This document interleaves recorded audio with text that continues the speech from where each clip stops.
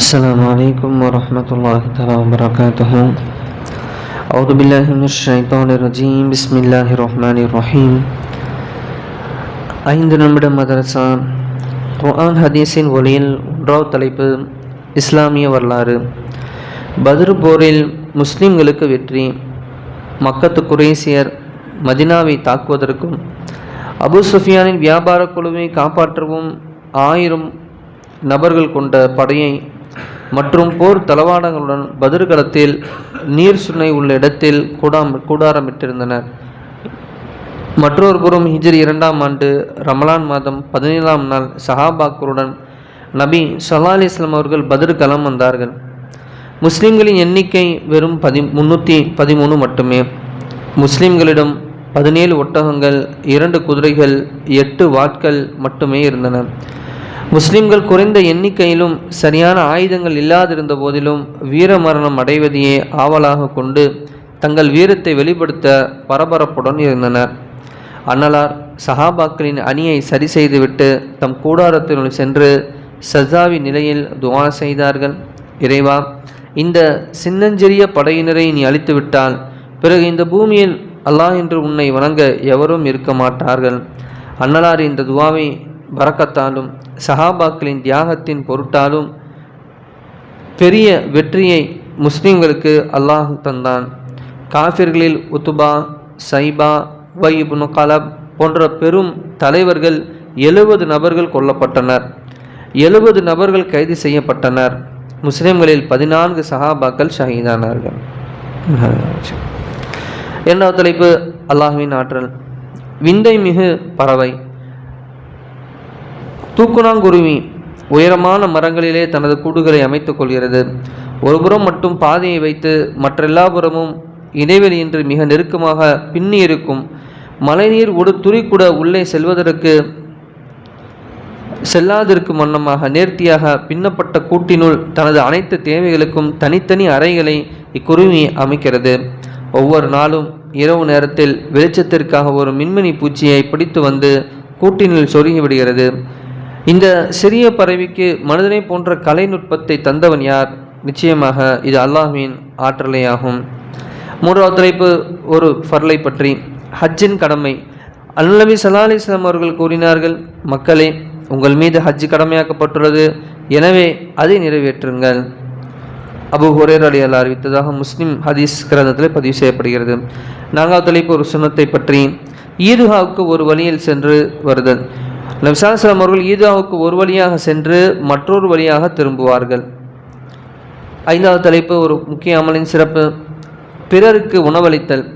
நபி ஸல்லல்லாஹு அலைஹி வஸல்லம் அவர்கள் கூறினார்கள், எவர் தமது முஸ்லிம் சகோதரருக்கு உணவளித்து பசியாற்றுவாரோ, தண்ணீர் புகட்டி தாகம் தணிக்கிறாரோ, அவருக்கும் நரகத்திற்கும் இடையில் 7 அகலிகள் அளவுள்ள தூரத்தை அல்லாஹ் ஏற்படுத்துவான். ஒவ்வொரு அகலியின் இடைவெளி 500 ஆண்டுகளுக்கான தொலை தூரமாகும் என கூறினார்கள். ஆறாவது தலைப்பு ஒரு பாவத்தை பற்றி. பொருளை சேகரிப்பதின் கேடு.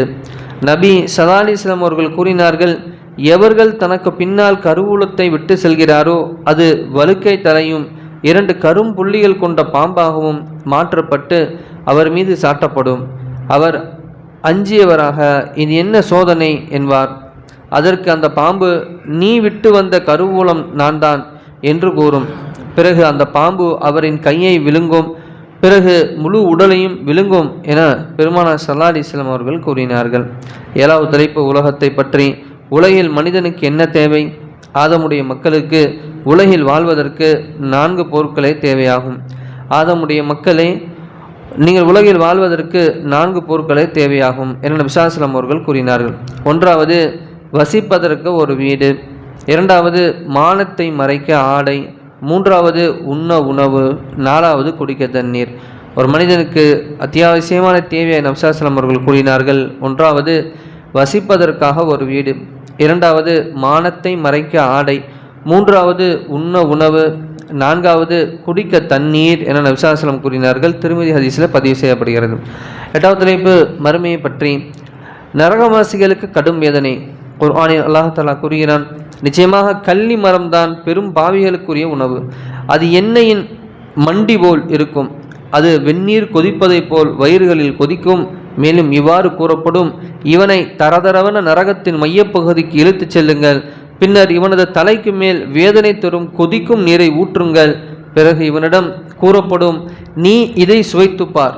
இது அந்த தண்டனையை சொல்கிறாங்க. நீ இதை சுவைத்துப்பார், நிச்சயமாக நீ உன்னை சங்கை மிக்கவனாக மேன்மை மிக்கவனாக உலகிலே நினைத்து கொண்டிருந்தாய். நீங்கள் சந்தேகத்து கொண்டிருந்தீர்களே, அந்த நோவினை தரும் வேதனை இதுதான் என்று கூறப்படும். அதாவது பாருங்கள், நாளைக்கு மறுமையில் நரகவாசிகளுக்கு எப்படி இருக்குன்னு, அங்கே மலக்கு மருள் கேவலப்படுத்துவாங்களாம். எப்படி கேவலப்படுத்துவாங்கன்னா, இவர் பாருங்களேன், இவர் எவ்வளோ பெரிய ஆள் உலகத்தில், ஏன்னா அவர் அவ்வளோ பெருமை பிடிச்சி உலகத்தில் தீனையும் தீந்தாரிகளையும் அவமதிச்சிருப்பார்.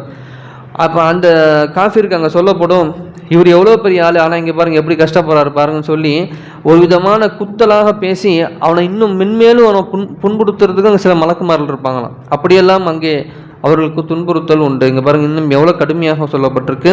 சூரா துக்கானிலே அல்லாஹ் இந்த நரகத்தின் காஃபிருடைய காட்சியை எல்லாம் விளக்குகின்றான். ஒன்பதாவது தலைப்பு நபி வழி மருத்துவம்.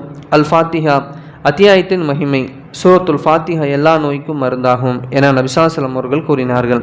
விளக்கம்: உடலில் எந்த பாகத்திலாவது வலி ஏற்பட்டால் அவ்விடம் கையை வைத்து 7 தடவை சூரத்துல் ஃபாத்திஹாவை உதவும், இன்ஷா அல்லாஹ் வலி நீங்கும் என்பதாக அல்லாமா இப்னு கையிம் ரஹ்மத்துல்லாஹி அவர்கள் கூறினார்கள். திப்புன் நபவி. 10வது தலைப்பு குர்ஆனின் அறிவுரை. அல்லாஹ் கூறுகிறான், இறை நம்பிக்கையாளர்களே, தீயவன் எவனும் உங்களிடம் ஒரு செய்தியை கொண்டு வந்தால் அதை தீர்க்க விசாரித்து கொள்ளுங்கள். இல்லையென்றால் அறியாமையினால் குற்றமற்ற ஒரு சமூகத்தாருக்கு நீங்கள் தீங்கு செய்துவிடலாம். பின்னர் நீங்கள் செய்வதை பற்றி நீங்கள் கை செய்தப்படுபவர்களாக ஆவீர்கள் என சூரா ஹுஜராத்திலே அல்லாஹ் கூறுகிறார். அல்லாஹ் எந்த நிலைமை நமக்கு கூறினானோ அதன்படி அமல் செய்யக்கூடிய பாக்கியத்தையும், இதை விட்டும் அல்லாஹ் தவிர்ந்திருக்கும்படி எவீரானோ அதை விட்டு தவிர்ந்திருக்கக்கூடிய பாக்கியத்தையும், கலிமாவுடைய வாழ்க்கையை வாழ்ந்து கலிமாவுடன் மரணிக்கக்கூடிய பாக்கியத்தையும், ஜன்னத்துல் ஃபிர்தௌஸ் என்னும் சொர்க்கத்திலேயே நபி ஸல்லல்லாஹு அலைஹி வஸல்லம் அவருடன் இருக்கக்கூடிய, அங்கிருந்து காலை மாலை அல்லாஹ்வை பார்க்கக்கூடிய பாக்கியத்தையும் அல்லாஹ் நம் அனைவருக்கும் தந்தல் புரிவானாக. சுப்ஹானல்லாஹி பிஹம்திஹி சுப்ஹானக்கல்லாஹு பிஹம்திக அஷ்ஹது அல்லா இலாஹா இல்லா அன்த அஸ்தக்ஃபிருக வ அத்தூபு இலைக். ஆமீன். ஹரி சுப்ஹான ரப்பிக ரப்பில் இஸ்ஸத்தி அம்மா யசிஃபூன் வஸ்ஸலாமு அலல் முர்ஸலீன் அல்ஹம்துலில்லாஹி ரப்பில் ஆலமீன்.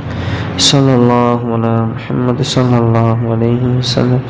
ஸல்லல்லாஹு அலா முஹம்மது ஸல்லல்லாஹு அலைஹி வஸல்லம். ஸல்லல்லாஹு அலா முஹம்மது யா ரப்பி ஸல்லி அலைஹி வஸல்லம். அஸ்ஸலாமு அலைக்கும் வரஹ்மத்துல்லாஹி தஆலா வ பரகாத்துஹு.